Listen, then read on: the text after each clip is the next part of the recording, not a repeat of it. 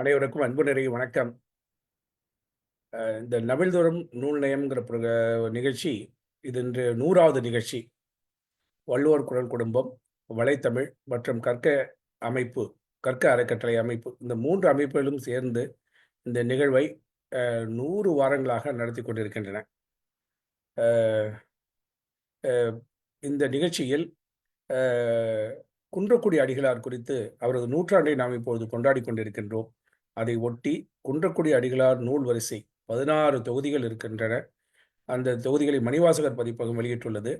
குன்றக்குடி அடிகளார் தன் வாழ்நாள் முழுவதும் சைவமும் தமிழும் திருக்குறளும் குறிப்பாக தன்னுடைய வாழ்நாள் உயிர் மூச்சாக கொண்டு பட்டி தொட்டியெல்லாம் சென்று திருக்குறள் பேரவை அமைத்து திருக்குறள் நெறியை பரப்பிக் கொண்டிருந்தார்.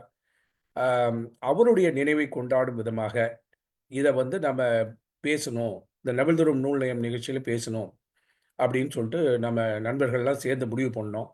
இதில் பார்த்தீங்கன்னா திருக்குறள் சார்ந்து ஒரு 7000 நூல் வந்திருக்கலாம், 8000 நூல் வந்திருக்கலாம் அப்படின்னு சொல்லிட்டு இருக்காங்க. குறைந்தது 4000 நூல்லேருந்து ஒரு 7000 நூல் வந்திருக்கலாம். அதில் உரைகளே கிட்டத்தட்ட ஒரு 700 800 உரைகள் இருக்கும். ஒரு வரி உரை, 13 எழுத்து உரை, 13 எழுத்து உரை, அது மாதிரி திருக்குறளுக்கு நிறைய உரைகள் எழுந்திருக்குது. விளக்கம் உரை குறிப்போடு விளக்கம் எழுந்திருக்குது. அதில் ஒப்பற்ற நூலாக திகழ்வது பண்டைய தொல்லாசிரியர்கள் 5 பேரை சொல்லி அதை தொகுத்ததெல்லாம் தண்டபாணி தேசிகர் ஐயா தொகுத்தாங்க. அதில் பரிமேகர உரை ஒரு மிகச்சிறந்த ஒரு உரையாக காலங்கடந்தும் நிற்கிறது. மணக்குடர் உரை வஉசி ஐயா பதிப்பித்தாங்க. இப்படி காலந்தோறும் வள்ளுவத்துக்கு விளக்கம் அளிச்சிட்டு இருக்காங்க. அடிகளார் என்ன பண்ணார்னா, வாழ்வியலோடு ஒட்டி குன்றக்குடி அடிகளார் வாழ்வியலோடு ஒட்டி அதுக்கு விளக்கம் சொன்னார். பட்டிமன்றங்களில் நடுவராக பங்கேற்று பல பட்டிமன்றங்களை நடத்தி இருக்கிறார். அந்த அடிகளாருடைய நினைவை நாம் போற்றும் விதமாக அவருடைய எழுத்துக்களை உள்வாங்கி நாம் அடுத்த தலைமுறைக்கு எடுத்துச் செல்ல வேண்டும் என்ற ஒரு எண்ணம் தோன்றிய பொழுது, இதை மாணவ செல்வங்களே செய்தால் மிகச் சிறப்பாக இருக்கும் என்று அனைவரும், நண்பர்கள் உட்பட அனைவரும் கருதுகிறோம்.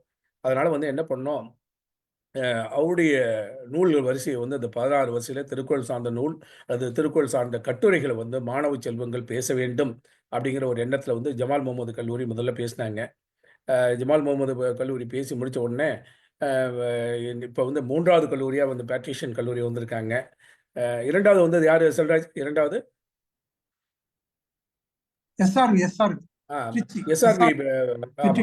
எஸ்ஆர்வி பள்ளி திருச்சியில் பள்ளி மாணவர்கள் பேசினாங்க.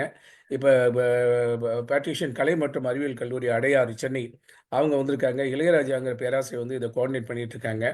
இன்றைக்கு ஒரு மிகச்சிறப்பான நிகழ்வு இது. ஏன்னா அவருடைய 100வது ஆண்டு நூற்றாண்டு விழா கொண்டாடிட்டு இருக்க நேரத்தில் ஒரு நூற்றாண்டு 100வது நிகழ்ச்சியாக அம்சவர்தினின்னு சொல்லிட்டு 3ஆம் ஆண்டு கணினி துறையில் பேட்ரிஷியன் கலை மற்றும் அறிவியல் கல்லூரிக்கு அடையாறில் படிக்கிறவங்க இன்னைக்கு பேச வந்திருக்காங்க. பெரும்பாலும் திருக்குறள்லாம் தமிழ் துறை,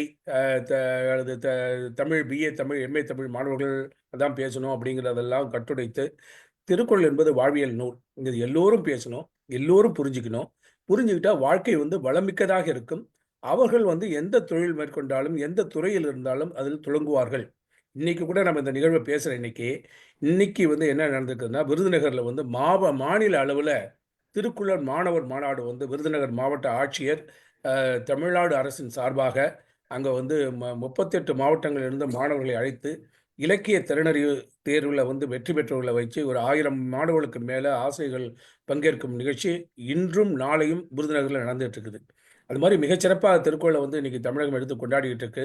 கன்னியாகுமரியில் இருக்கக்கூடிய சிலைக்கு 25ஆம் ஆண்டு இப்போ தான் கொண்டாடி முடிச்சிருக்கோம். நாம் இதில் அது பேரறிவு சிலைன்னு சொல்லி அதுக்கு நாம் பேர் வச்சிருக்கோம். நாம் அதனால் திருக்குறள் இப்போ நிறைய திருக்குறள் நிறைய பரவ ஆரம்பிச்சிருக்குது.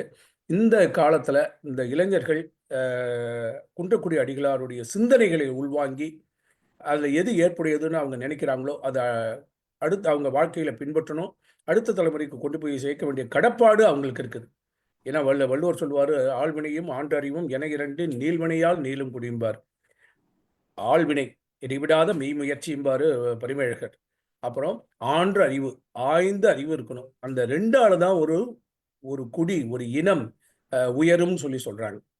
அந்த இனம் உயர்துன்னா எப்படின்னா, அவங்க பொருளிலையும் அறத்திலையும் எப்போ உயர்ந்து நிற்கிறாங்களோ அப்போ இன்பம் தானா அங்கே வந்துடும். அறம் வரும், இப்போ அறம் இருக்கணும், பொருள் இருக்கணும். 2 இருந்தா இன்பம் வந்துரும். தானா வந்துரும் அது. இன்பம் வந்து ஒரு கான்சிக்வென்ஸ் மாரி அது. அத வந்து தமிழ் சமூகம் நல்ல அறிவியலிலும், கலையிலும், பண்பாட்டிலும் உயர்ந்து விளங்க வேண்டும் அப்படிங்கிற ஒரு நோக்கத்தில தான் இந்த நிகழ்ச்சியுடைய நோக்கமே அது. அதான் நவில்தொடும் நூல் நயம்னு சொல்லிட்டு வள்ளுவர் சொன்ன அந்த தொடர வச்சுக்கிட்டே வந்து இந்த நிகழ்ச்சி நடந்துட்டு இருக்குது. இந்த நிகழ்ச்சியில வந்து கலந்துட்டு இருக்கிற அத்தனை பெருமக்களையும் வருக வருக என்று 3 அமைப்புகளின் சார்பாக வரவேற்கிறோம். என்னோடு இந்த நிகழ்ச்சியில் இருந்து இந்த நிகழ்ச்சியை நடத்த இருக்கிறவர் வந்து செல்வராஜ். ஒரு கனரா வங்கியில் பணிபுரிந்து ஓய்வு பெற்றவர். வழக்கமா கதிரவன் தான் வந்து இதெல்லாம் கோஆர்டினேட்டர் பண்ணிட்டு இருப்பார். கதிரவன், சக்கரபாணி, பாலு, இமயவரம்பன் இந்த நண்பர்கள் தான் நம்ம கோஆர்டினேட் பண்ணிட்டு இருக்கோம். பொன்னியின் செல்வன் இவங்க தான் கோஆர்டினேட் பண்ணிட்டு இருக்கோம். இன்னைக்கு ஒவ்வொருத்தருக்கும் ஒரு சில பணிகள் காரணமாக இன்னைக்கு சில பேர் அவங்களால பங்கெடுக்க முடியல. நானும் செல்வராஜும் இந்த நிகழ்ச்சி முழுக்க இருந்து இந்த நிகழ்ச்சியை பார்த்து உங்களோட பயணிப்போம். இந்த நிகழ்ச்சியில் கலந்து கொண்ட அனைவரையும் மீண்டும் ஒரு முறை வருக வருக என்று வரவேற்று அம்சவர்த்தினி வந்து 100வது நிகழ்ச்சியில் பேசக்கூடிய வாய்ப்பு அவங்க வாழ்நாளில் மறக்க முடியாத ஒரு வாய்ப்பு இது. 100வது நூற்றாண்டு விழாவில் இந்த நபில்தோறும் நூல் நயம் நிகழ்ச்சியில 100வது பேச்சாளராக பேசினேன் அப்படிங்கிறது அவங்களுக்கு ஒரு சிறப்பு, அவங்களுக்கு கூடுதல் சிறப்பு அது. அவங்க வாழ்வில் எல்லா வளமும் நலமும் பெற்று வாழ வேண்டும் என்று உங்க சார்பாக வாழ்த்தி அவங்கள வந்து இந்த உரையை வழங்குமாறு அன்புடன் கேட்டுக்கொள்கின்றேன். நன்றி, வணக்கம். மேடம் சுந்தரி கொஞ்சம் மியூட் பண்ணுங்களேன் உங்களுடைய. ஹலோ. ஓகே. ஆரம்பிக்கலாமாயா? பேசலாம். ஆரம்பிக்கலாம்.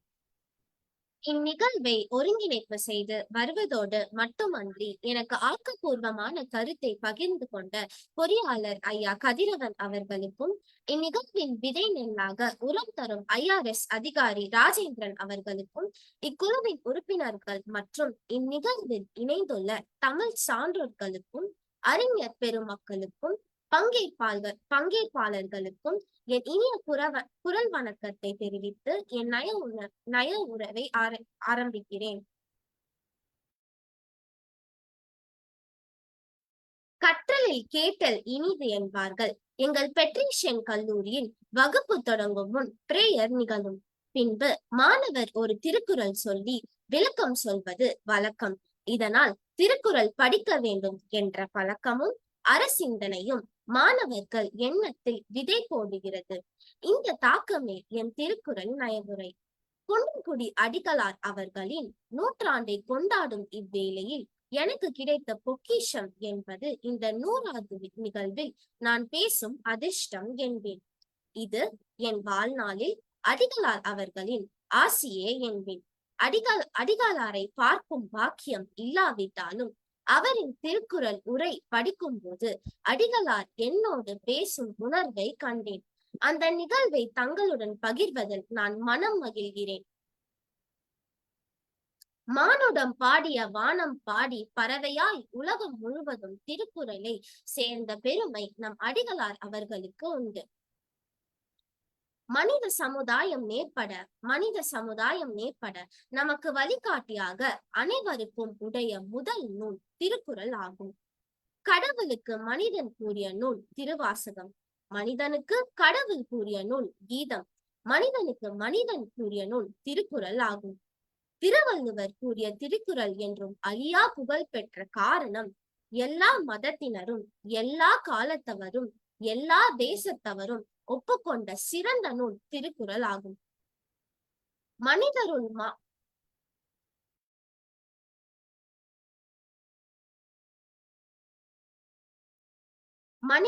மாணிக்கம் பெருந்தகையாளர் குன்றக்குடி அடிகளாரின் திருக்குறள் சிந்தனையை மாணவர்கள் வழியாக இளைய தலைமுறைக்கு எழுச்சியை ஊட்டும். இவ்வாய்ப்பை தந்த அனைவருக்கும் நான் என் நன்றியை கூறி என் நய உரையை தொடங்குகின்றேன். எனக்கு கொடுத்த தலைப்பு மனக்கட்டுப்பாடு. உலகில் எல்லா பயிற்சிகளை விட மனதை அடக்கும் பயிற்சியே சிறந்தது என்று ஆசிரியர் கூறுகிறார். திருவள்ளுவர் உற்ற நோய் நோன்றல் உயிர் குறுகன் செய்யாமை அற்றே தவத்திற்குறு என்று கூறுகிறார். உற்ற நோய் நோன்றல் என்பது மனதால் நாம் செய்யும் தவம் ஆகும். உயிர் குறுகன் செய்யாமை உடலால் செய்யும் தவம் ஆகும். அகமும் புறமும் உத்த தவமே சிறந்த தவம் என்று திருவள்ளுவர் கூறுகிறார். துன்பத்திற்கு அஞ்சி தவம் செய்ய இயலாது. எவ்வளவு துன்பம் வந்தாலும் சரி அல்லது வேறு எவ்வளி வந்தாலும் சரி, எல்லா துன்பத்தையும் தாங்கிக் கொண்டு தடுமாறாமல் இருப்பதே சிறந்த தவம் என்று அடிகளார் கூறுகிறார். ஒருவன் அவர் உடலையும் உள்ளத்தையும் சில கட்டுப்பாடுகளுக்கு உட்படுத்தி தன்னை மேலான இயல்புடையவராக மாற்றிக்கொள்ள முயல்வதே தவம். களத்து மேட்டில் நெல்லை நூற்பவர்கள் நெல்லின் மீதுள்ள கருணை காரணமாக நெல்லை தூற்றுவதில்லை, தம்முடைய பயன் கருதியே தூற்றுவர். அதுபோல தவம் செய்பவர்கள் ஒரு மனிதர் மனக்கட்டுப்பாடு அல்லது தவம் இருப்பது வேறு ஒருவருக்கோ இல்லாமல் அல்லது கடவுளுக்கோ அது பயனில்லை, அது தனக்கே பயன் என அறிந்து தவம் இருத்தல் வேண்டும். திருவள்ளுவர் தவம் செய்வார் தம் கருமம் செய்வார் என மிக அருமையாக கூறியிருக்கிறார். ஒரு மனிதன் தவம் செய்தால் உயிர் துன்பத்தினின்றும் நீங்குகிறது, இன்ப அன்பில் திளைத்து மகிழ்கிறது என வள்ளுவர் கூறுகிறார். சிலர் ஆறாவாரத்திற்கு தவம் செய்வர். சிலர் கடமைக்காக புதரும் புற்றும் மூடி முறைக்கும் வகையில் உணவு உறக்கமின்றி தவம் செய்வர். அப்படியான தவம் பயனற்றது என அடிகளார் கூறுகிறார். சிலர் தவத்தில் சிரிந்து வளர்ந்துடன் அத்தவத்தில் வித்தைகள் விளையாடுவர். தவம் செய்பவர்களுக்கு நான் என்ற அகப்புறமும் எனது என்ற புறப்புறமும் நீங்க வேண்டும். 99 கல் திறமையாக ஓடிவிட்டு 100வது கல்லில் விழுந்து விட்டால் ஓடி வெற்றி பெற்றதாக கருத முடியாது. புராணங்களில் வரும் அரசர்கள் ராவணன், சூரபதுமன், இரண்யன் ஆகியோர் சிறந்த தவம் செய்தாலும் நான் என்ற செருக்கினால் தவத்தை இழந்தனர் என்று குன்றக்குடி அடிகளார் கூறுகிறார். திருவள்ளுவர் தன்னுயிர் தான பெற்றானே ஏனைய மண்ணுயிர் எல்லாம் தொழும், தன்னுயிர் தான பெற்றானே ஏனைய மண்ணுயிர் எல்லாம் தொழும் என்று கூறுகிறார். இக்குறளில் வள்ளுவர் மனிதன் தன்னுடைய அகப்பற்று புறப்பற்றுகளை ஒவ்வொன்றாக விட்டொழிக்க வேண்டும் என்று கூறுகிறார். விட்டொழிப்பு என்றால் முற்றிலும் விட்டு விடுவதல்ல, தவத்தின் ஆரம்பத்தில் இருந்து இயலக்கூடியதும் அன்று. தான் பெற்ற இன்பத்தை மற்றவர்கள் பகிர வேண்டும். மற்றவர்கள் மகிழ்வதை பார்த்து நாமும் மகிழ்ச்சி அடைய வேண்டும். பிறருடைய மகிழ்விற்காக நம் மகிழ்ச்சியை விட்டு கொடுத்து பழகுதல் வேண்டும். இதனை கடைபிடிப்பவரே சிறந்த தவத்தில் உள்ளார். இவ்வுலகில் ஏழ்மையான பலர் உண்டு, சிலரே செல்வந்தராக உள்ளனர். இக்கொடுமை ஏன் என்று திருக்குறள் ஆராய்கிறது. ஆராய்ந்து அதனுடைய முடிவையும் கூறுகிறது. இலர் பலராகிய காரணம் நோற்பார், சிலர் பலர் நோலாதவர் என்று திருக்குறளால் அறியலாம். தவம் செய்பவர்கள் இறைவனின் தன்னுருளை வாங்கி தருபவர்கள், அகத்தே ஒத்த உரிமை உணர்வு உடையவர்கள். இத்தகைய நலமுடையோர் பெருகினால் இல்லாதவர் சிலராவர், உலர் பலராவர். இந்த குறளுக்கு வேறு வகையிலும் நாம் பொருள் கூறலாம். தவம் செய்தல் செல்வம், வறுமை என்பது செல்வம் இன்மை அன்று. போதாது என்று மேலும் தேடுபவர்கள் உண்டு. அவர்களும் வறியவர்களாகவே இருக்கின்றனர். அதனால்தான் செல்வம் என்பது சிந்தனையின் நிறைவே என்று சான்றோர் அறிவுறுத்தினார்.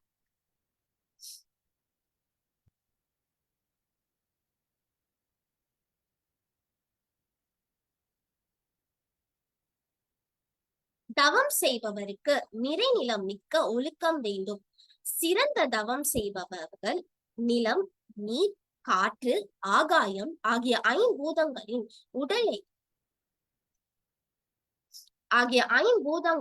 உடலை பழக்கி அவற்றிலே துன்பத்தில் வெற்றி பெறுவர்.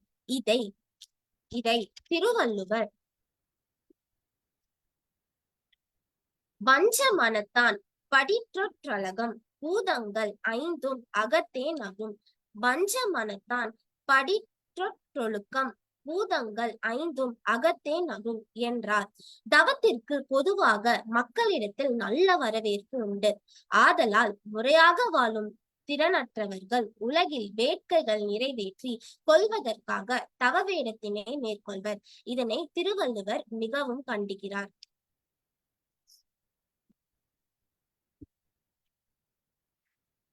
மலித்தலும் நீத்தலும் வேண்டா உலகம் பலித்தது ஒழித்துவிடன் என்னும் குறளின் மூலம் உடற்பற்று குறைந்து ஒழுக்கத்தில் சிறந்து விளங்கும் பொழுது தாமே நீழிதலையும் மறக்கவில்லை. வலிய வேடம் கருதி முயற்சி மேற்கொண்டு மழித்தலையும் நீட்டலையும் மறுக்கின்றனர். விளக்கு எரிகிறது, சுடர் விட்டு அது எரிகிறது, ஆயினும் அதன் நடுவே ஒரு கருப்பு உண்டு. அதுபோல பொய் தவ வேண்டும் உண்டு. மனதில் கருப்பு வைத்து வந்தான் என்று முத்துநாதன் வருகையை சேக்கிழார் வர்ணிக்கிறார். திருவள்ளுவர் இதனை காட்சியாலே விளக்குகின்றார். குன்றமணி நல்ல சிவப்பு நிறம் உண்டு, ஆயினும் அதன் மூக்கில் கருப்பு இருக்கிறது. அதுபோல தவ வேடத்தில் அகம் கருத்த மனிதர்கள் வாழ்வதை திருவள்ளுவர் நொந்து கண்டிக்கிறார். வடிவத்தால் செவ்விய தன்மையை திருவள்ளுவர் எதிர்பார்க்கவில்லை, உள்ளத்தினாலே எதிர்பார்க்கிறார். அம்பின் வடிவம் நேரானதே ஆயினும் அதனால் விளையும் பயன் கொடிதே. யாழின் வடிவம் கோணலானது ஆயினும் பயன் பலர் கேட்டு மகிழும் இசையமுது. ஆதலால் வேடத்தால் பயன் இல்லை, நெஞ்சால் துறந்து தூய தவம் இயற்றலே உண்மையான தவம். தவம் செய்யும் இயல்பினர்லாதோர் நாடகத்தால் அடியார் போல் நடிப்பது நாட்டுக்கு கேடு, மனக்குலத்துக்கு தீங்கு என்பது திருக்குறள் முடிவு. திருக்குறள் காட்டும் தவ நெறி பெருகி வளர இதுவே நம் பிரார்த்தனை. மனக்கட்டுப்பாடு என்னும் இத்தலைப்பில் குன்றக்குடி அடிகளார் பல செய்திகளை நமக்கு தந்துள்ளார். நாம் தவத்தை மேற்கொள்வோர் நேர்மையாக நடத்தல் வேண்டும். தாம் எந்த துன்பம் வந்தாலும் எவ்வகையிலும் அந்த துன்பம்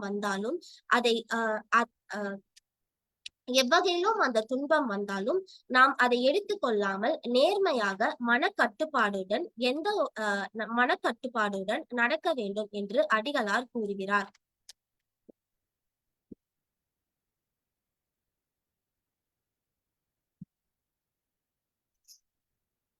மன தூய்மை.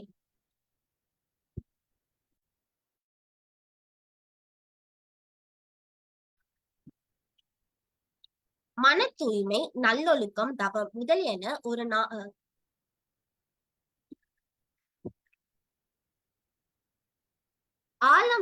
ஆலமரம் தன்னை சுற்றி ஒரு கட்டுப்பாடுடன் வளரும். ஆனால் களச்செடியோ எந்தவித கட்டுப்பாடும் இல்லாமல் வளரும். கள்ளுச்செடியை நாம் எளிதாக அழித்து விடலாம், ஆனால் ஆலமரத்தை நம்மளால் எளிதாக அழித்து விட முடியாது. அதுபோல எவர் ஒருவர் மனக்கட்டுப்பாடுடன் வாழ்கிறாரோ அவர் ஆலமரத்தை போல சிறந்து வாழ்வார். ஒருவர் எந்தவித தீர குணங்களை விட்டுவிட்டு தவ வாழ்வை பின்பற்றி மனக்கட்டுப்பாடுடன் இருந்தால் வாழ்வில் நிலைத்து இருக்கலாம், மென்மேலும் உணர்ந்து நிலையை அடையலாம். மன தூய்மை, நல்லொழுக்கம், தவம் முதலியன ஒரு நாளில் பொருந்து விடுவன அல்ல. பல்வேறு நல்லியல்புகளை ஏற்றி வாழ்க்கையை செயற்படுத்தி உட்படுத்தி கொள்வதன் மூலம் அவை வாய்க்கும். மன தூய்மை, நல்லொழுக்கம், தவம் இவை நம் வாழ்வில் பயன்படுத்த பல நாட்கள் ஆகும். இதை திருவள்ளுவர் உள்ளத்தால் உள்ளலும் தீதே பிறப்பொருளை கள்ளத்தார் கல்வேன் எனில் ஒழுக்கத்தின் தோற்றத்திற்கும் வளர்ச்சிக்கும் அல்லது வீழ்ச்சிக்கும் உள்ளமே அடிப்படை. உள்ளத்தில் தோன்றிய ஒன்று அது நல்லது ஆனாலும் சரி, கெட்டது ஆனாலும் சரி, உடனடியாக செயலுக்கு வராத போனாலும் காலப்போக்கில் செயற்பட்டு அதற்குரிய பயனை தந்தே தீரும். நம் உள்ளம்தான் எல்லாத்திற்கும் காரணம் என்று அடிகளார் கூறுகிறார். உள்ளத்தில் தோன்றிய ஒன்று நல்லதானாலும் சரி கெட்டதானாலும் சரி அதன்படிதான் நடக்க வேண்டும் என்று கூறுகிறார். இதை மீண்டும் குறள்: உள்ளத்தால் உள்ளலும் தீதே பிறன் பொருளை கள்ளத்தார் கல்வேன் எனல். திருக்குறள் குற்றத்தினை மட்டுமே கூறுவதில்லை, கடிவதில்லை, குற்றத்தின் காரணத்தையும் கண்டு கடிகிறது. மனிதனின் தேவைகள் எப்பொழுதும் குறைவாக இருக்க வேண்டும். தேவைகள் பெருகிக் கொள்வதால் வாழ்க்கை ஆடம்பரமாவது மட்டுமல்ல, ஆசையையும் தூண்டும். ஆசை இல்லாத ஒன்றை பெற தூண்டும். அப்பொழுது உள்ளம் களவை நாடும். ஆதலால் களவி நின்றும் விடுபட தேவையை குறைக்க வேண்டும். தனது பொருள் இயல்புக்கேற்றவாறு அடக்கமாக எளிமையாக வாழுதல் வேண்டும். ஒருவன் ஆடம்பர வாழ்க்கையை பழகி கொண்டால் மேலும் மேலும் அவனுக்கு ஆசை அதிகமாகும். அதனால் நாம் எவ்வளோக்கு எவ்வளோ எளிமையாக இருக்க வேண்டுமோ, எளிமையாக வாழ்வதே சிறந்தது என்று அடிகளார் கூறுகிறார். இதை குறளின் மூலம் திருவள்ளுவர் அளவின் கண் நின்றொழுகலாற்றர் களவின் கற்கன்றிய காதலவர். மீண்டும் குறள்: அளவின் கண் நின்றொழுகலாற்றார் களவின் கற்கன்றிய காதலவர் என்று கூறுகிறார். ஒருவருக்கு கொஞ்சம் பொருள் வருகிறது என்று வைத்துக் கொள்வோம்.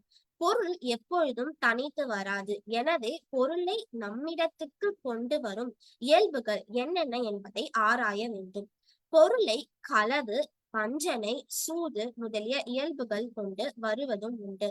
இங்ஙனம் வந்து சேரும் பொருள்கள் செலவழித்து விட்டால் பொருளுடன் வந்த இயல்புகள் போகா. ஆனால் ஊக்கம், உழைப்பு, ஆற்றல் நிறைந்த முயற்சி ஆகியவற்றுடன் பொருள் வருமானால் பொருள் கழித்தாலும் இந்த இயல்புகள் நம்மிடத்தே தங்கி நின்று மீண்டும் பொருளை கொண்டு வந்து சேர்க்கும். ஒரு பொருள் நமக்கு வருகிறது. அப்பொருள் எதன் மூலமாக வருகிறது என்று நாம் அறிய வேண்டும். பொருள் களவு, வஞ்சனை, சூது முதலிய இயல்புகளை கொண்டு வருமாயின் அது நம்முடன் சிறுகாலம்தான் நீங்கி இருக்கும். அந்த பொருள் நம்மை விட்டு போய்விட்டாலும் அந்த களவு, வஞ்சனை, சூது ஆகிய தன்மைகள் நம்மை விட்டு போகாது. அது நமக்கு தீமையே தரும். ஆனால் ஊக்கம், உழைப்பு, ஆற்றல் நிறைந்த முயற்சி ஆகியவற்றுடன் பொருள் வந்தால் நமக்கு அது நன்மையை தரும். அதன் மூலம் நமக்கு எந்தவித தீமையும் வராது. களவு வீழ்ச்சிக்கே வழி. இந்த வழியை நாடுபவர் பொருளினால் மட்டுமல்ல, அவர்களது உடல் வாழ்க்கையும் கூட உருக்கப்படும். களவின் விளைவுகள் மட்டும் துன்பம் அல்ல, களவு செய்தலும் துன்ப வினையே ஆகும். ஆனால் நீரிய வழியில் பொருள் ஈட்டுவதற்கு எளிய இனிய வழிகள் பல பல உண்டு. இதை திருவள்ளுவர் அளவல்ல செய்தாங்கே வீவர் களவல்ல மற்றைய தேற்றாதவர். அளவல்ல செய்தாங்கே வீவர் களவல்ல மற்றைய தேற்றாதவர் என்று கூறுகிறார்.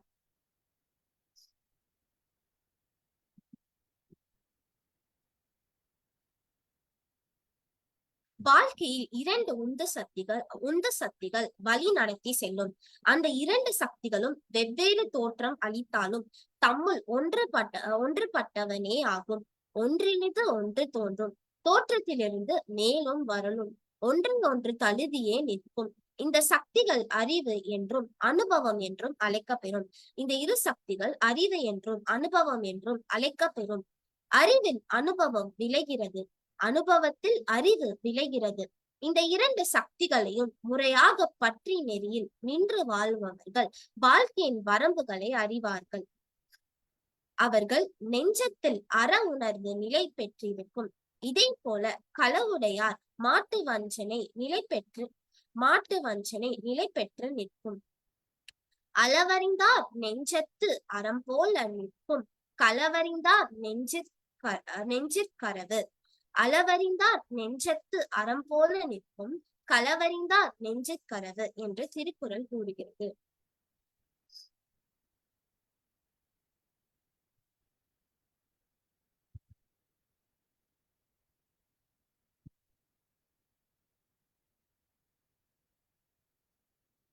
மனிதர்கள் தனிநிலையில் குற்றங்களில் நீங்கி நலம் பெற்று இன்புறுதலுக்கு வாய்மையர் சிறந்த ஒழுக்கம் இல்லை. தனி மனிதனை மனித சமுதாயத்தோடு இணைத்து எவ்வித இடையூறுமின்றி இன்ப நலம் செழிக்க பிணைத்து வைக்கும் பெருநெறி வாய்மை நெறியாகும். இன்றைய உலகில் உண்மை, சத்தியம் என்ற பெயர்களில் நிலவும் ஒழுக்க கருத்துக்களை விட எல்லா வகையிலும் சிறந்த கருத்துடையது வாய்மை என்பது. இதுவே வள்ளுவர் கூறும் ஒழுக்கமாகும். தீமை பயவாதே சொல்லே வாய்மை என்பது திருக்குறளின் முடிவு. இக்கருத்தினை திருவள்ளுவர் வலிமையாகவே அறிவுறுத்துகிறார். உண்மை என்பதே சரியானது என்போருக்கு விளக்கம் சொல்வது போல வாய்மை எனப்படுவதியதெனின் யாதொன்றும் தீமை இல்லாத சொல்லல். வாய்மை எனப்படுவதியாதெனின் யாதொன்றும் தீமை இல்லாத சொல்லல் என்று கூறுகிறார். எனவே யாருக்கும் யாதொன்றுக்கும் எந்த காலத்திலும் எந்த வகையிலும் எந்த அளவிலும் தீமை பயவாத சொற்களே வாய்மைக்கு சிறந்த சொற்கள் என்பதனை உணர்த்த யாதொன்றும் தீமை இல்லாத சொல்லல் என்று கூறுகிறார். எனவே சொற்களை வாய்மையுடையனவாகவோ அல்லனவோ என்பதனை ஆராய்வதற்கு அவர் சொற்களுக்குரிய கருத்துக்கள் அல்லது செய்திகள் நிகழ்ந்தவையா நிகழாதவையா என்ற அடிப்படையில் எடுத்துக்கொள்ளவில்லை திருவள்ளுவர். சொற்களின் ஒழுக்க தகுதியை ஆராய்வதற்கு அந்த சொற்களால் விளையும் பயனையே உரைக்கல்லாக கொள்கிறார். வாழ்க்கை சிறப்பதற்கு தானே ஒழுக்கம். அங்ஙனம் சிறக்க செய்ய முடியாதா? பயனற்ற நிகழ்ந்தவற்றை கூறி அல்லற்படுவதில் பயன் என்ன? ஆதலால் நிகழ்ந்தது கூறல் வாய்மை அன்று, நிகழ்ந்ததை கூறலாம். நம்மை பயக்குமாயின் நிகழ்ந்தது கூறல் தீமை விளைக்குமாயின் கூறியது பொய்யேயாம் என்பது வள்ளுவத்தின் தெளிவான ஒழுக்கம். நிகழாதது அல்லது பொய் கூறுவதும் கூட அதனால் நன்மை விளையுமாயின் வாய்மை என்றே கொள்ளப்பெறும். இதை திருவள்ளுவர் பொய்மையும் வாய்மையிடத்தே குறை தீர்த்த நன்மை பயக்கும் எனின் என்று கூறுகிறார். பொய்மையும் வாய்மையிடத்து குறை தீர்ந்த நன்மை பயக்கும் எனின் என்று கூறுகிறார்.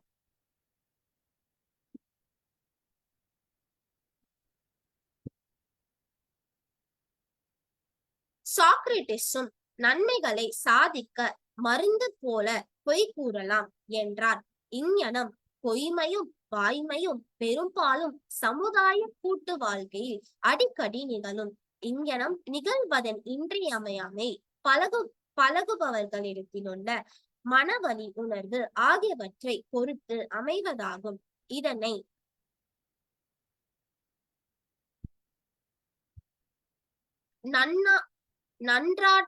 நன்றாற்றுள்ளும் தவறுண்டு அவரவர் பண்பறிந்தாற்ற கடை. நன்றாற்றுள்ளும் தவறுண்டு அவரவர் பண்பறிந்தாற்ற கடை என்ற குறள் விளக்குகிறது. சிலருக்கு நல்லதை அப்படியே நல்லதாக எடுத்துக்கொள்ளும் சக்தி இல்லை. அவர்களுக்கு கவர்ச்சி தேவை, இனிய பூச்சி தேவை. எப்பொழுது முறையான நன்மை கவர்ச்சியாக காட்சி அளிக்காது, ஆனால் நெடிய ஆழமான மாறாத நல்லின்பத்தை நல்கும். இத்தகு நல்லின்பத்திற்கு அழைத்து செல்ல பொய்யும் மெய்யும் வாய்மையை அவசியம்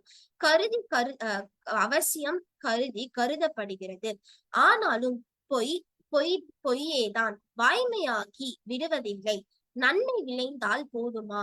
அவ்வளவு எளிமையாக வள்ளுவம் ஒழுக்கத்தை கூறும். விளையும் நன்மைக்கு ஆழமான இயல்பு கூறுகிறது குறள். நம்மை குறை தீர்ந்த நன்மையாக இருக்க வேண்டும். பெரும்பாலும் தனக்கு நன்மை அல்லது தன்னை மிகவும் நெருங்கி சார்ந்திருப்பவருக்கு நன்மை என்ற மனப்போக்கே மக்களின் இயல்பு. ஆதலால் யாதொரு குற்றமும் இல்லாத நன்மை விளையும் பொழுதே பொய்மையும் வாய்மையும் கருதப் பெறும். உலக வாழ்வினால் பகையும் பிணக்கும் சமுதாயத்தில் தோன்றி புரையோடாமல் தடுக்கும் நெறியே வாய்மை. வாய்மை சொல்லாக மட்டும் நின்று பொருள் உணர்த்தாமல் சொல்பவரின் ஒழுக்கத்தையும் காட்டுகிறது மெய்மை. உண்மை என்ற சொற்களுக்கு இத்தகைய ஆற்றல் இல்லை. உள்ளத்தை கூறல் உண்மை, நிகழ்ந்ததை கூறல் மெய்மை. உண்மை உள்ளத்தை பொருந்தது, மெய்மை செயல்களை சம்பவங்களை பொருந்தது. இவற்றால் விளையும் பயன்கள் மிகுதியும் சிறப்புடையவனாக அமையா வாய்மையே மிகவும் சிறந்த ஒழுக்கம் என்று அடிகளார் கூறுகிறார். பலர் வாயினால் இனிய சொற்களை பேசுவர், கையினால் இனியவனும் செய்வர். படையின் வாசனில் எலி காட்டி பிடிப்பதை போல மக்களை தம் வலையால் வீழ்த்தி சுரண்டி அடக்கி ஆள இதனை உணர்ந்தவை தன்னின்று அறிவது பொய்யற்க என கூறுகிறது குறள். பிறருக்கு இனியன போலும் தோற்றமளிக்கலாம், பலர் அதை நம்பவும் செய்யலாம். ஆனால் அதனால் பயனில்லை. பலர் நம்புதலின் காரணமாக பொய் வாய்மையாகி விடாது. உள்ளத்தினாலும் பிறருக்கு தீமை கருதாத ஒழுக்கத்தையே வாய்மை ஒழுக்கம் என்று வள்ளுவர் வரையுறுத்தி கூறுகிறார். நெருப்பு மட்டுமா சுடுகிறது? நெருப்பு இருக்கும் இடமும் சுடும். அதே போல தீமை தங்கியுள்ள நெஞ்சும் சுடும். உள்ளத்தாலே ஒழுகுதலே ஒழுக்கம். உள்ளத்தால் பொய்யாதொழுகின் உலகத்துக்கு நன்மை விளையும். உலகத்தின் பல்லுயிர்களும் வாழும். ஆதலால் உள்ளத்தில் பொய்யாதொழுவோரின் பருவுடல் அழிந்தாலும் அவர்கள் உலகத்தவருடைய உள்ளங்களில் புகழுடையவராக உள்ளனர். இதனை உள்ளத்தார் பொய்யா தொழுகின் உலகத்தார் உள்ளத்துள் எல்லாம் உளன். உள்ளத்தார் பொய்யா தொழுகின் உலகத்தார் உள்ளத்தின் எல்லாம் உளன் என்று கூறி விளக்குகிறது குறள். உள்ளத்தால் செயலால் நன்மை நாடும் வாய்மை ஒழுக்கம் மேற்கொண்டொழுகினாலே போதும். உடம்பினை வருத்தும் தவங்கள் செய்ய வேண்டாம். ஆறாவரு தன்மையுடைய அறங்களை செய்ய வேண்டாம். உடலின் தூய்மை தண்ணீரால் கழுவதன் மூலம் கிடைக்கிறது. இன்று கழுவினால் தூய்மையாக இருக்கும். ஆனாலும் நாளை தூய்மை குறையும். மீண்டும் கழுவி தூய்மை செய்து கொள்ள வேண்டும். இதனையே திருவள்ளுவர் புறந்தூய்மை நீரான் அமையும், அகந்தூய்மை வாய்மையார் காணப்படும் என கூறுகிறார். புறந்தூய்மை நீரான் அமையும், அகந்தூய்மை வாய்மையார் காணப்படும் என்று கூறுகிறார். உடல் தூய்மையை தொடர்ந்து கவனித்து அடிக்கடி கழுவி தூய்மை செய்து கொண்டு தனக்கும் பிறருக்கும் மகிழ்வை தரக்கூடிய வகையில் வாழ்வதை போல வாய்மையால் அடிக்கடி நினைத்து மன தூய்மையை பேணி காப்பாற்றுதல் வேண்டும். புறத்தே கிடக்கும் இருளை நீக்கி காட்சி தருவது ஒளி விளக்கு. விளக்கின் துணை கொண்டே பொருள்களை பகுத்தி பார்ப்பர். சான்றோர் கையில் விளக்கு கொண்டு நிகழ்ச்சிகளை சம்பவங்களை ஆராய மாட்டார்கள். அவர்கள் பொய்யா விளக்கை அகத்தில் ஏற்றி நன்மையே கருதுவர் நினைப்பர் என்று அடிகளார் கூறுகிறார். திருவள்ளுவர் எல்லா விளக்கும் விளக்கல்ல, சான்றோருக்கு பொய்யா விளக்கே விளக்கு என்று கூறுகிறார்.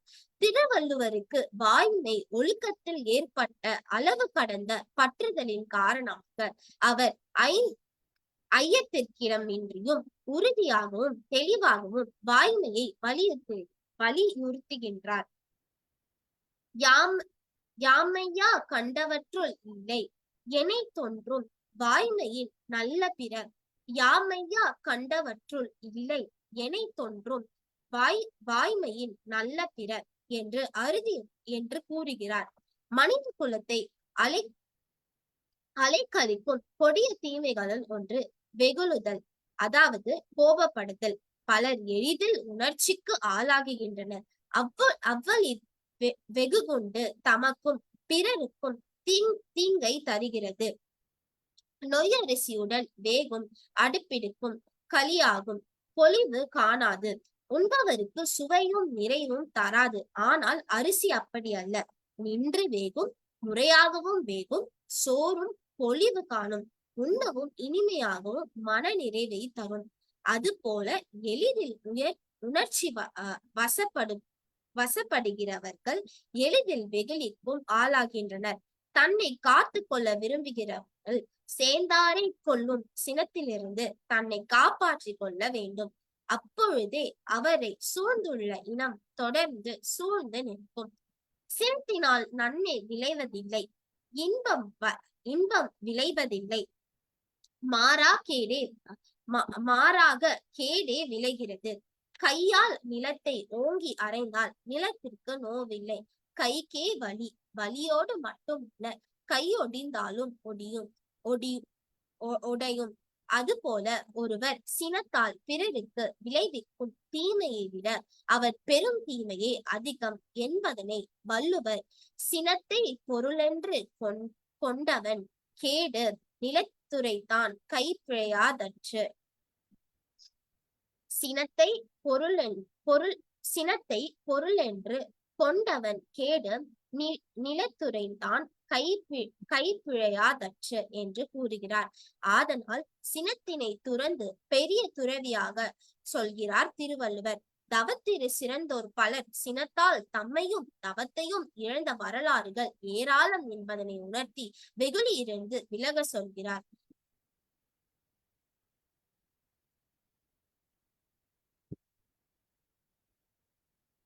பலர் வேண்டுமென்றே நமக்கு தவறுகளையும் துன்பங்களையும் இழைத்து கோபத்தை மூட்டலாம். இதனை காரணம் காட்டி கோபத்தை நியாயப்படுத்த கூடாது. அது போன்ற சந்தர்ப்பங்களில்தான் கோபம் தன்னை பொருந்தாமல் காத்துக்கொள்ள வேண்டும் என்பதை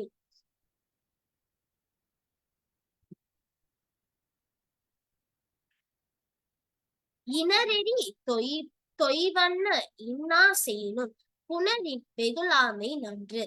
இனநெறி தொய்வன்ன இன்னா செய்யினும் புனரின் வெகுளாமை நன்று என்று கூறுகிறார் திருவள்ளுவர்.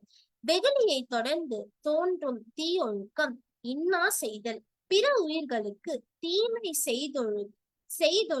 செய்தொழுகுதலே அறிவுடையமை ஆகும்.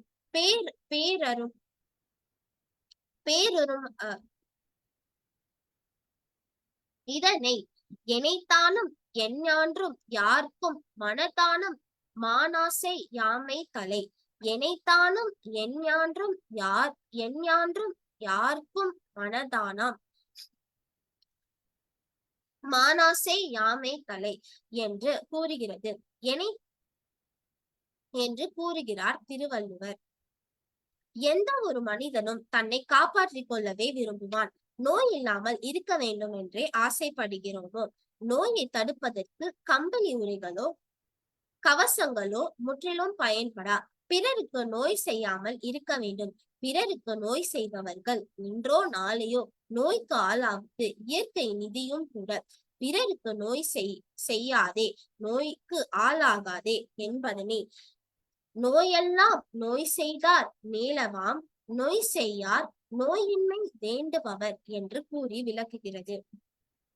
வெகுளாமையை தொடர்ந்து போற்றி ஒழுக வேண்டிய அறம் கொல்லாமை. வெகுளி காத்தலே கொல்லாமை ஒழுக்கம்தானே அமையும். ஒரு கால் வெகுளி எல்லை கடந்தால் வெகுளியின் பலி கொல்லாமலாவது இரு என்று குறள் கூறுகிறது. அறவினை யாதெனின் கொல்லாமை என்று ஐயத்திற்கிடமின்றி கூறுகிறது. உயிர்களின் வளர்ச்சிக்கும் உயிர்களுக்கும் கருவியாக அமைவது உயிர்களுக்கு பரவுடலோடுள்ள தொடர்பேயாகும். இந்த தொடர்பை நீக்குதல் உயிர்களின் முன்னேற்றத்திற்கும் உயிர்களுக்கும் தடை செய்தலாகும். இஃது அரசியல் வழியிலும் குற்றம், அருளியல் வழியிலும் குற்றமாகும் என்பதனை உறுதிப்படுத்த அறவினை யாதெனின் கொல்லாமை என்றும் ஒன்றாக நல்லது கொல்லாமை என்றும் நல்லாறு எனப்படுவது யாதெனில் யாதொன்றும் கொல்லாமை சூழும் நெறி. நல்லாறு எனப்படுவது யாதெனில் யாதொன்றும் கொல்லாமை சூழும் நெறி என்று வள்ளுவர் கூறுகிறார். பல்லாற்றிலும் கூறி வலியுறுத்துகிறார். கொல்லா திருத்தலை மட்டும் திருவள்ளுவர் அறமாக கருதவில்லை. சமூக ரீதியாக சமூகம் ஒருவரை உணவு முதலியன இல்லாமல் தாமே சாக விடுதலையும் கொலை குற்றமாகவே கருதுகிறார் என்பது வேறு எந்த நீதி நூலிலும் இல்லாத சிறப்பு. பகுதுண்டு பல்லுயிர் ஓம்புதல் நூலோர் தொகுத்தவற்றுள் எல்லாம் தலை. பகுதுண்டு பல்லுயிர் ஓம்புதல் நூலோர் தொகுதவற்றுள் எல்லாம் தலை என்ற குரல் நினைத்து மகிழத்தக்கது. வளம் பல படைத்த உலகத்தில் கிடைக்கும் வளங்களை பகுத்து கொடுத்து உண்டு வாழ்வித்து வாழ்தலே அறமாகும். வளம் பல படைத்த உலகத்தில் கிடைக்கும் வளங்களை பகுத்து கொடுத்து உண்டு வாழ்வழித்து வாழ்வதே அறமாகும். எல்லா நூல்களும் உணர்த்தும் அறமாகும். ஆதலால் களவு விடுத்து வாயிலை ஏற்றி வெகுளி நீக்கி இனியன செய்து பகுத்தொன்று வாழ்தல் மன தூய்மையை பெறுவதற்குரிய வழி. எல்லா நூல்களும் களவு விடுத்து வாயிலை ஏற்றி வெகுளி நீக்கி இனியன செய்து பகுத்துண்டு வாழ்தல் மன தூய்மையை பெருகுதற்குரிய வழி. இங்ஙனம் குரல் கூறும் ஒழுக்க நெறிகள் நம்மிடை நிலவுமாயின் இன்பம் சூழும். இந்த அதிகாரங்கள் புறப்புற இயலில் இருந்தாலும் மனிதராக பிறந்த எல்லாருக்கும் உரியன என்று குன்றக்குடி அடிகளார் கூறுகிறார்.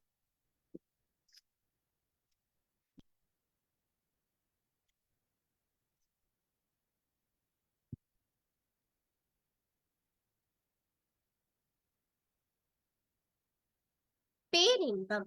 உயிர்களுக்கு இன்ப வேட்கை இயற்கையிலும் இயற்கை. உயிர்கள் இன்ப நிலத்தில் நாட்டம் கொண்டே ஓயாது உழைக்கின்றன. சடப்பொருள்களாகிய உலகத்தின் நோக்கமும் உயிர்களுக்கு இன்பம் தருவதேயாம். இறைவன் ஐந்தொழில் நடத்துவதும் பெண்பால் உகந்தாடுவதும் உயிர்களுக்கு இன்பத்தை புணர்ந்தும் நோக்கத்துடன் தான்.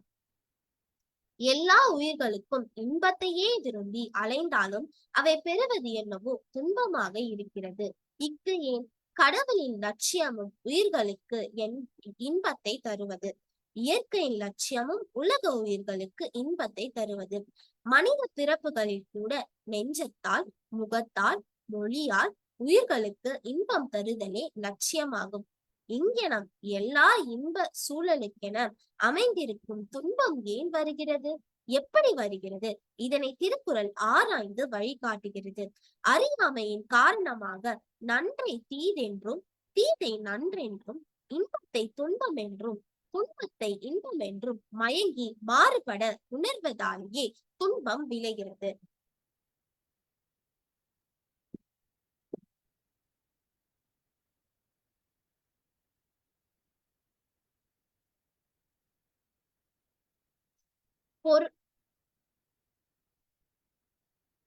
பொருளல்லவற்றை பொருள் என்றுணரும் மருளுணாம் மான பிறப்பு. பொருளல்லவற்றை பொருள் என்றுணரும் மருளனாம் மான பிறப்பு என்றும் குறளில் பொருளும் பொருளினால் விளையும் பயனும் ஒரோ வழி மாறுபடாமல் இருப்பதுண்டு. பல சமயங்களில் அவை தம்முள் மாறுபடும். அப்பொழுதெல்லாம் பொருள்களை பயன் நோக்கியே கருத வேண்டும். பொருள் கருதி எடுத்துக்கொள்ளக்கூடியது. வேம்பு கசப்பானது, கரும்போ இனிப்பானது. கரும்பு உண்பது அதிகப்பட்டால் தீமை விளையாலாம். வேம்போ குறையினும் மிகனும் தீமை வராது. உறவும் நட்பும் இனிமையானது. ஆனால் எந்த நட்பு இனிமையானது?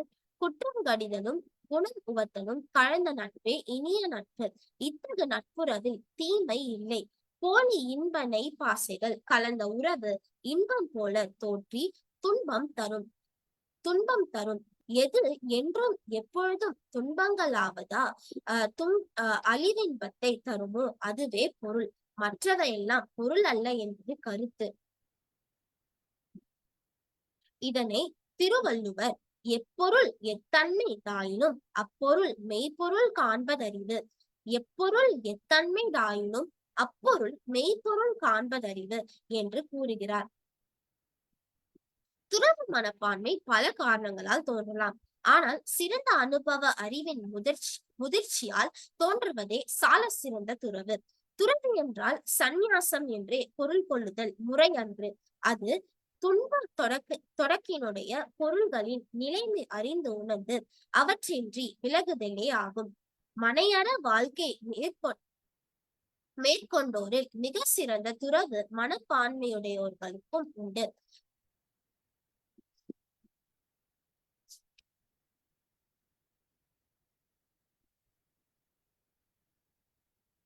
நிலை இல்லாதனவற்றை கொண்டு நிலையாயின செய்தால் அறிவுடைமை. செல்வம் நிலை இல்லாதது. ஆனால் செல்வத்தினை கொண்டு நிலையான பல அறங்களை செய்யலாம் என்று காலம் கடந்துவது பயனில்லை. மனம் மண் வீட்டில் குடி புகுந்து கொள்ளும், பின் செய்ய மனம் வராது. அவா வெள்ள கடல் ஆழ்ந்து அழிவதை தவிர வேறு வழி இல்லை. அது போன்றதே இளமையும். எப்பொழுதுமே காலம் மாதம் ஆண்டு கணக்கில் உருவம் திரண்டு ஓடுவதில்லை. நம்மிடங்களாக மணிகளாக ஒரு நாளாக அற்பமானவை போல காட்டி ஆயுட்காலத்தை அரித்து சாப்பிடுவது கால நியூதியின் கொள்கை. நாள்தோறும் கிழிக்கின்ற நாட்காட்டியை காலண்டரை ஆண்டு தொடக்கத்தில் பார்த்தால் பல தாள்கள் அடங்கியிருப்பதால் பகுத்தும் உறுத்தும் இருக்கும். நாள் ஆக ஆக ஒவ்வொரு தாளாக கிழிக்க பெற்று கடைசியில் ஒரு தாளும் இல்லாமல் கிளிப்பட்டு போகிறது. உருவம் இழைந்து விடுகிறது. இது போன்றதுதான் மனிதனின் வாழ்நாள் ஆகும். இன்றும் என்றும் இன்று என்றும் நாளை என்றும் கழித்து கடைசியில் ஒன்றுமில்லாமல் இனமாகும் நிலை ஏற்படுகிறது. ஆதலால் இந்த உணர்வை திருவள்ளுவர் எவ்வளவு எளிமையாக ஆனால் உணரக்கூடிய வகையில் உணர்த்துகிறார்.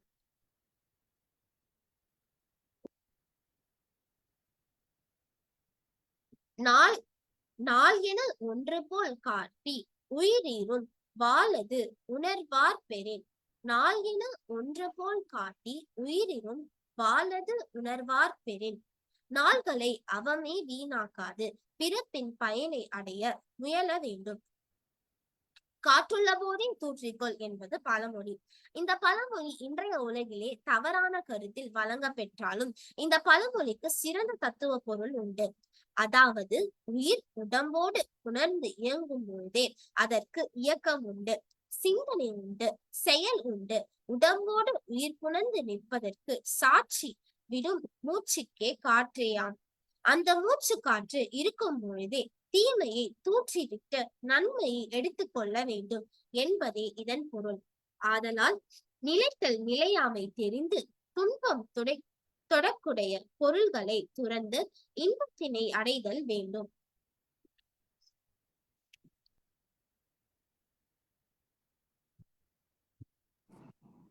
ஒரு 5 நிமிஷத்துல முடிச்சுக்கோமா. Okay sir. செல்வத்தின் பயன் இன்பம். ஆனால் செல்வம் ஈட்டும் பொழுதும் ஈட்டிய செல்வத்தை பாதுகாக்கும் பொழுதும் கொடுக்கும் பொழுதும் துன்பமே தருகிறது. அதனால் வேண்டாமை எண்ண விழு செல்வம் ஈண்டில்லை என்று கூறுகிறார். பேரின்பம் பெற்றதுக்கு தூய்மையே அடிப்படை. திருவள்ளுவர் அஞ்சுவதோறும் அரணே ஒருவனை வஞ்சிப்பதோறும் அவா, அஞ்சுவதோறும் அரணே ஒருவனை வஞ்சிப்பதோறும் அவா என்று குறளால் அறிய முடிகிறது. துன்பமே கொடுமையானது. துன்பத்தின் துன்பம் எதுவாக இருக்க முடியும்? நிச்சயம் ஒரு துன்பமாக இருக்க முடியாது. காரணம் துன்பம் தோன்றும் ஆனாலும் மாறுபடும். ஆனால் அவாவோ மாறா துன்பத்தை கொடுக்கும்.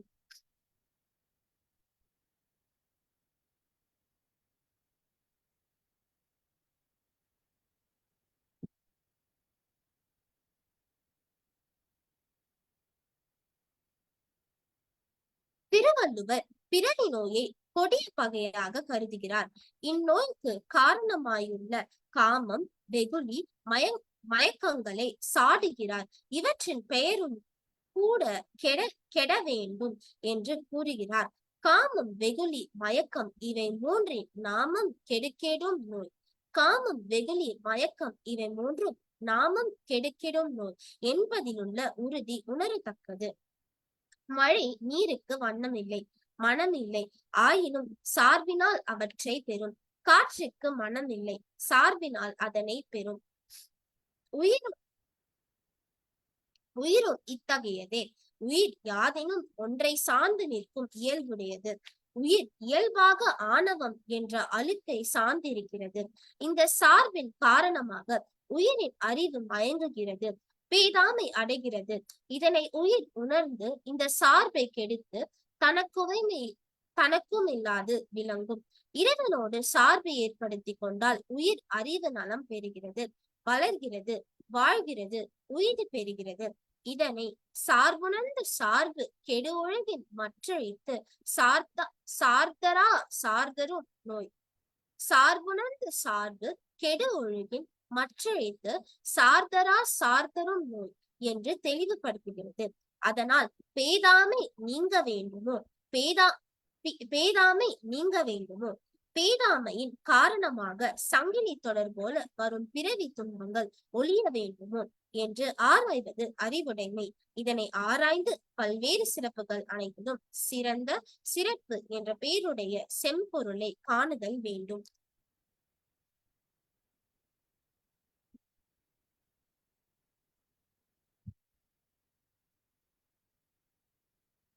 இறைவன் திருவடியாகிய இன்பம் ஒன்றே உயிருக்கு நிலையான இன்பம், வாழ்விக்கும் இன்பம். ஈரில பதங்கள் யாவும் கடந்த இன்ப அன்பும் இதுவேயாம் என்பதே திருக்குறள் முடிவு. இறைவன் திருவடியாகிய இன்பம் ஒன்றே உயிருக்கு நிலையான இன்பம், வாழ்விக்கும் இன்பம். ஈரிலா பதங்கள் யாவையும் கடந்த இன்பம், இன்ப அன்பும் இதுவேயாம் என்பதே திருக்குறளின் முடிவு.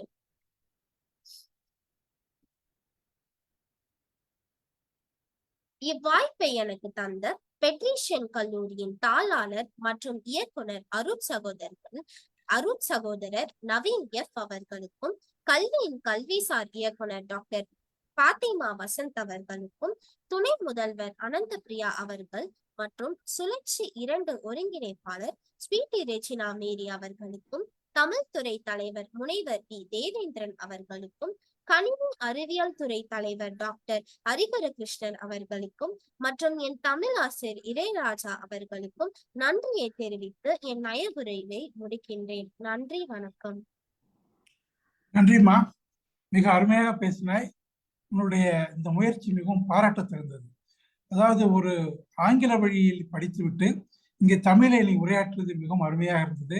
அதிலும் குன்றக்குடியாடுகளுடைய புத்தகத்திலிருந்து, அது மிகவும் கடுமையான புத்தகம், ஆனால் அதிலிருந்து பல செய்திகளை எடுத்து எங்களுக்கு சொன்னது மிகவும் மகிழ்ச்சிக்குரியதாக இருந்தது.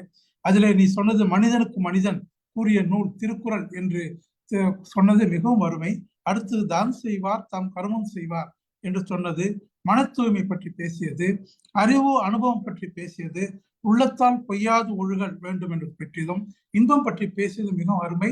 மிக அருமையாக பேசினீர்கள். உங்களை தயார்படுத்திய திரு ஆசிரியர் பெருமக்களுக்கு எங்கள் நன்றியை தெரிவித்துக் கொள்கிறோம். ஐயா, வேற யாரும் இந்த நயவுரை பற்றி பேச விரும்பினால் தயவுசெய்து கையை உயர்த்தவும் அல்லது பேசலாம். ஐயா, திரு இளையராஜா ஐயா அவர்கள் இருக்கிறீர்கள். நீங்கள் இந்த மாணவி நயவுரை பற்றி நீங்கள் கூறலாம்.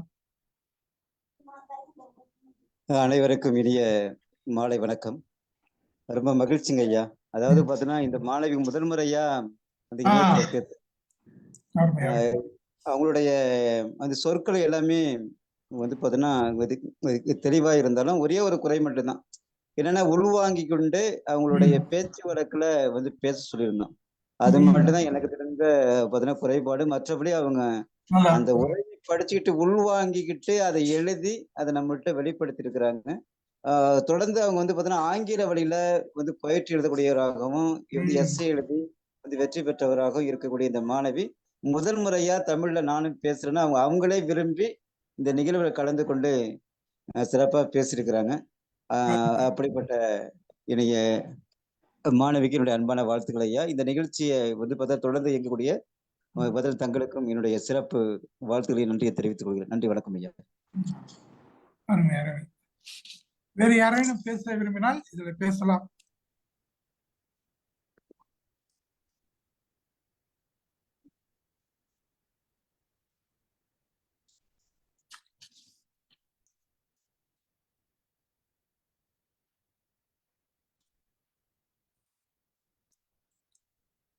ஐயா சிஆர் ஐயா அவர்கள் ஏதாவது சொல்ல விரும்புகிறீர்களா?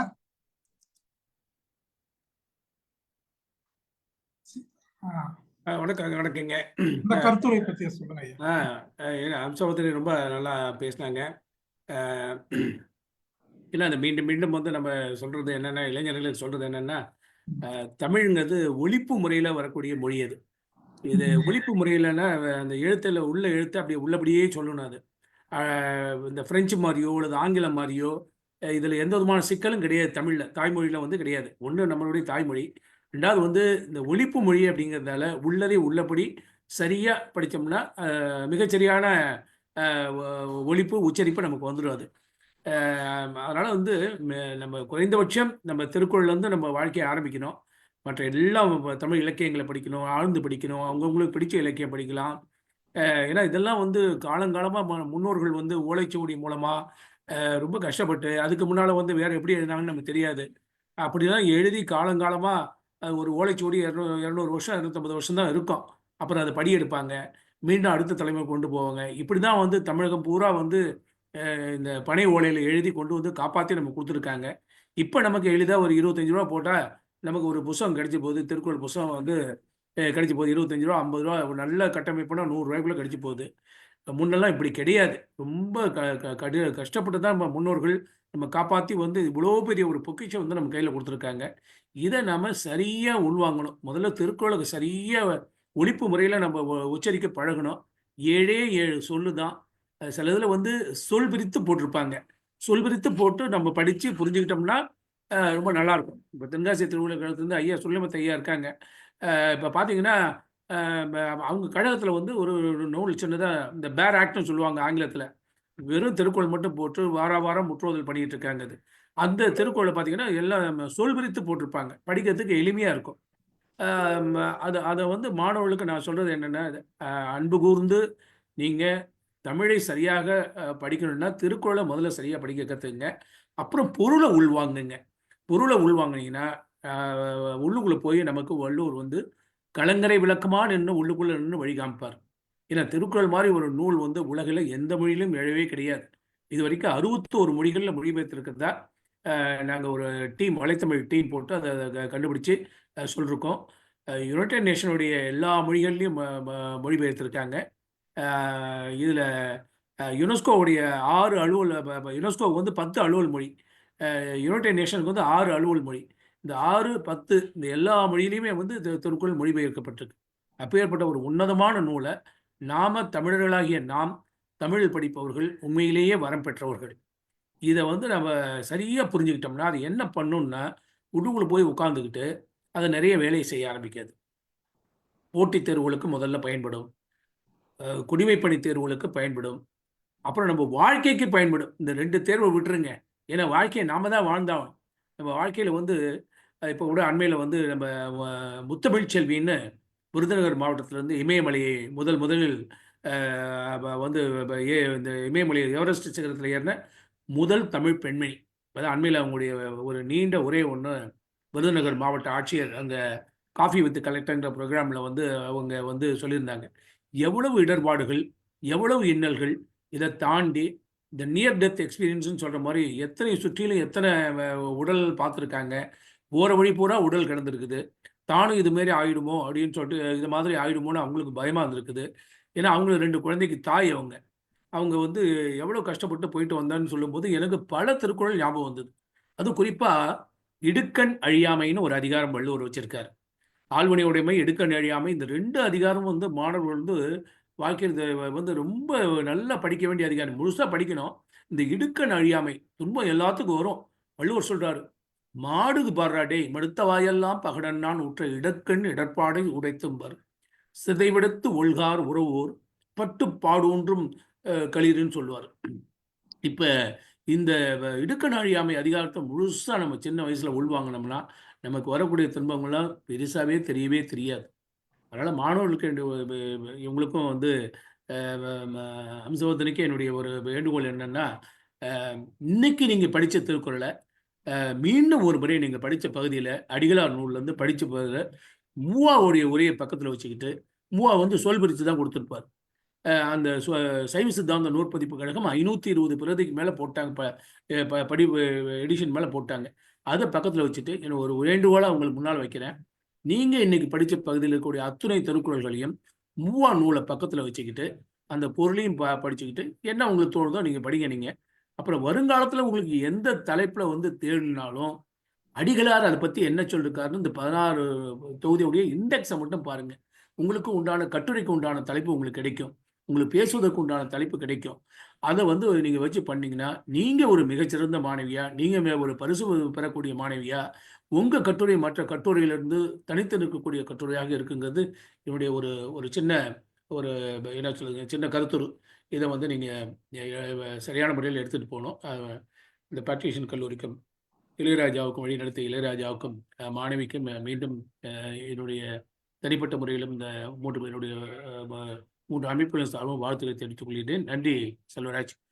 சுடலமுத்து ஐயா இருக்காங்க. ஐயா சுடலமுத்து ஐயா, நீங்க பேசலாம். சொல்லுங்க ஐயா.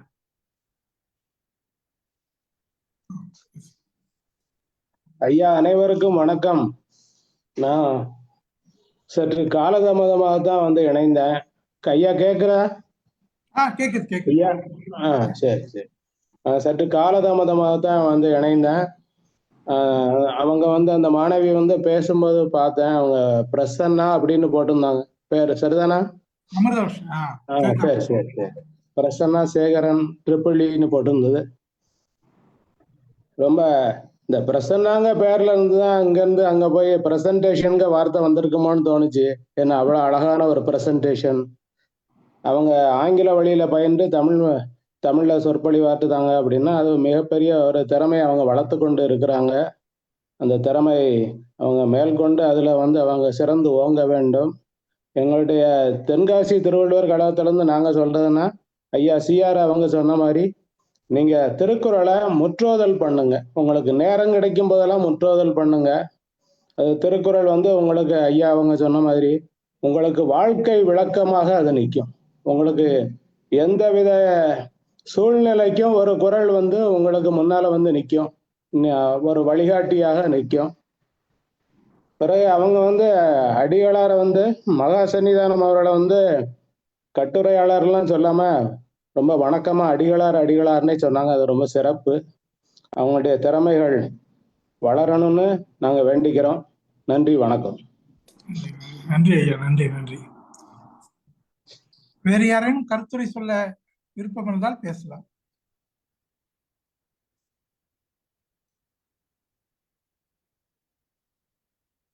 சரி,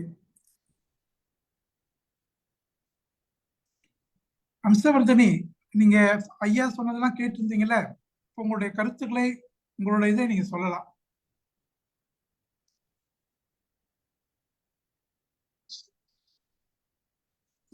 ஐயாலாம் சொன்னாங்கல்ல, உங்களுடைய வெளிப்பாடு என்ன, நீங்க என்ன செய்யணும் இனிமேல் அப்படின்றத, நீங்க உங்களுடைய வாழ்க்கையின் நோக்கமா என்ன செய்யணும் அப்படிங்கிறத நீங்க சொல்லலாமா?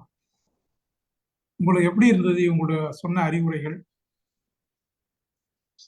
இனிமே நான் வந்து ஒன்னும் நிறைய புத்தகங்கள், தமிழ் புத்தகங்களை படிச்சு ஒன்னும் அதுல இருக்க திருக்குறளும் ஒன்னும் நல்லா படிச்சு அதுல இருக்க நல்லதை வந்து எடுத்துக்கிட்டு என் வாழ்க்கையில வந்து பயன்படுத்துவேன். ஒன்னும் உச்சரிப்பு ஒன்னும் நல்லா கத்துப்பேன் ஐயா. மகிழ்ச்சி மகிழ்ச்சி மகிழ்ச்சிமா, மகிழ்ச்சி. உன்னுடைய இந்த இதா உள்வாங்கினது மிகவும் மகிழ்ச்சி. நீ திருக்குறளை நல்லா ஐயா சொன்ன மாதிரி சுடலமுத்து ஐயா சொன்னாங்கல்ல, அது தினமும் ஒரு 10 குறள் திரும்ப படிச்சோம்னா அது மிகவும் நம்முடைய வாழ்க்கைக்கு பயனுள்ளதா இருக்கும். அதை வந்து நீங்க இது சும்மா ஒரு 10 நிமிஷம் ஒதுக்குனா போதும் 10 குறள் படிக்கிறது. அதனால இதை வந்து நீங்க கண்டிப்பாக வாழ்க்கையில் கடைபிடிக்க வேண்டும் என்பது எங்களது தளத்தின் கோரிக்கை. நன்றிமா, நன்றி. இந்த நிகழ்விலே கலந்து கொண்டு அனைத்து சான்றோர் ஆன்றோர் பெருமக்களுக்கும் எங்களது அன்பினையும் நன்றியையும் தெரிவித்துக் கொள்கிறோம். இதில் நயவுரையாற்றிய அமிர்தவர்ஷினிக்கு எங்களது மேலார்ந்த நன்றியை தெரிவித்துக் கொள்கிறோம். இதிலே நயவுரையை பற்றி சொன்ன ஐயா CR அவர்கள் திருக்குறளை சரியாக படித்து உள்வாங்குதல் வேண்டும் என்றும் திருக்குறள் 61 மொழிகளில் மொழிபெயர்க்கப்பட்டிருக்கிறது என்பதை பற்றி சொன்னார்கள். திருக்குறளிலே யுனெஸ்கோவில 10 அலுவல் மொழிகளிலே 6 மொழிகளில் மொழிபெயர்க்கப்பட்டது என்பது மிகவும் பெருமையாக உள்ளது. வாழ்க்கைக்கு பயன்படும் இந்த திருக்குறளை நாம் கண்டிப்பாக இது ஒரு நெறியாக நம்ம கொண்டு இதனை நாம் படித்து மகிழ வேண்டும், வாழ்க்கையில் பின்பற்ற வேண்டும் என்பதை அவர்கள் கூறினார்கள். அவளுக்கு எங்களது நன்றியை தெரிவித்துள்ளோம். இடுக்கண் அழியாமை என்ற அதிகாரத்தை உள்வாங்க வேண்டும். ஆழ்வினை உடைமை என்ற இந்த 2 அதிகாரங்களையும் நீங்கள் ஆழ்ந்து படித்தால் உண்மையிலே வாழ்க்கையிலே பல வெற்றிகளை நீங்கள் அடைய முடியும் என்பது அவருடைய கருத்தாக இருந்தது. அடுத்து தென்காசியிலிருந்து ஐயா சுடலைமுத்தாய் அவர் பேசினார்கள். அவர்கள் திருக்குறளை முற்றோதல் பண்ண வேண்டும், அப்போது அப்படி பண்ணினால் நமக்கு மிகவும் நிறைய பலன்கள் விளையும் என்பதை அவர்கள் சொன்னார்கள். அவர்களுக்கு எங்களது நன்றியை தெரிவித்துக் கொள்கிறோம். இந்த நிகழ்வில் கலந்து கொண்ட அனைத்து சான்றோர் ஆண்டோர் பெருமக்களுக்கும் நன்றியை தெரிவித்துக் கொள்கிறோம். இந்த நிகழ்வை தொய்வில்லாமல் நடத்தி வரும் வள்ளுவர் குடும்பம், மலைத்தமிழ், கற்க கசட அமைப்பினருக்கு எங்களது நன்றியை தெரிவித்துக் கொள்கிறோம். இந்த நிகழ்வினை பதிவு செய்யும் திரு சுரேஷ் அவர்களுக்கு எங்களது நன்றியை தெரிவித்துக் கொள்கிறோம். கற்க கசடர கற்பவை கற்றபின் நிற்க அதற்கு தக வாழ்க வள்ளுவோம், வாழ்க வள்ளுவோம், வளர்க தமிழ் என்று கூறி இந்த நிகழ்வினை முடிவு கொண்டிருக்கிறேன். நன்றி, வணக்கம்.